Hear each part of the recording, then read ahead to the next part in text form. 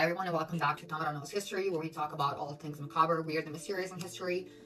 Weird, of course, emperors and personalities, and let's get into today's topic. So Rome has seen emperors of brilliance, emperors of cruelty, but none were quite like Caligula. His reign was short, it was only 4 years, but he left scars of excess, of terror, and that basically echoes through history and we talk about it still today. Born Gaius Julius Caesar Germanicus in 12 CE, Caligula was the son of the beloved general Germanicus.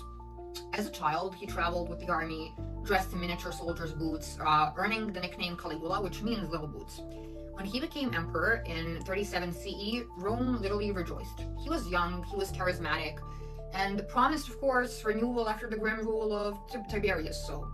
But within months, the mask slipped. So what began as popularity turned into paranoia, cruelty, and a whole ass spectacle. Caligula ruled through fear. So ancient accounts describe him ordering executions for entertainment, watching torture as it were like a theater. He humiliated senators, forced nobles to run beside his chariot, and delighted in reminding Rome that their lives were his toy for him. So his cruelty wasn't random, it was a performance of dominance. That's kind of a person that he was. Caligula's ego reached literally divine heights, so he declared himself a living god.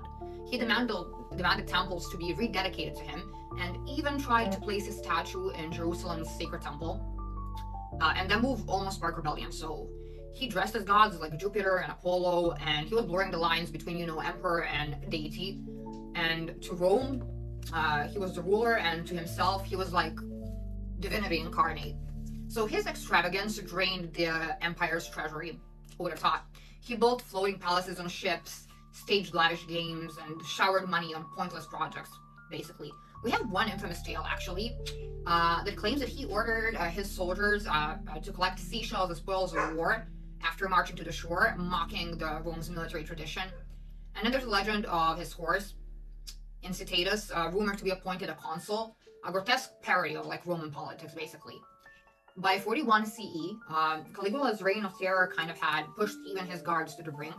Members of the Praetorian Guard conspired, and during a palace performance, they struck, stabbing him to death at just 28 years old.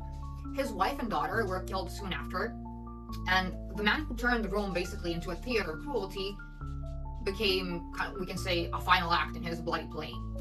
So Caligula's reign is remembered not for governance, but for its grotesque blends of like excess, sadism, and delusion. He reminds us that unchecked power can easily twist into horror.